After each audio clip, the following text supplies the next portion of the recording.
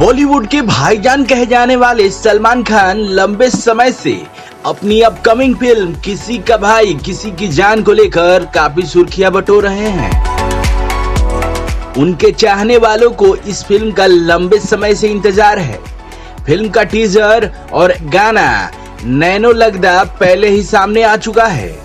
वहीं ये फिल्म ईद के मौके पर रिलीज होने वाली है। बीते साल से बॉलीवुड का समय कुछ ठीक नहीं चल रहा है। ज्यादातर फिल्में बॉक्स ऑफिस पर फ्लॉप हो रही हैं। अब ऐसे में एक एक्टर की तरफ से दावा किया गया है कि सलमान खान ने अपनी इस फिल्म को बचाने के लिए 100 करोड़ रुपए का टिकट खरीदने का फैसला किया है। ये दावा करने वाले अभिनेता से फिल्म क्रिटिक बने कमाल रशीद और KRK, जो हमेशा अपने बयानों से बॉलीवुड को निशाने पर लेते रहते हैं। अपने ट्वीट में KRK ने सलमान खान का नाम तो नहीं लिया, लेकिन उन्होंने जो कहा उसे देखकर यही लगता है कि उनका निशाना सलमान खान के ऊपर ही है।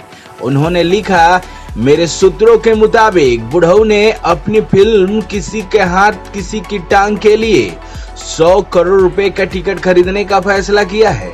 मतलब अब फिल्म का लाइफ टाइम बिजनेस 150 करोड़ रुपए होगा।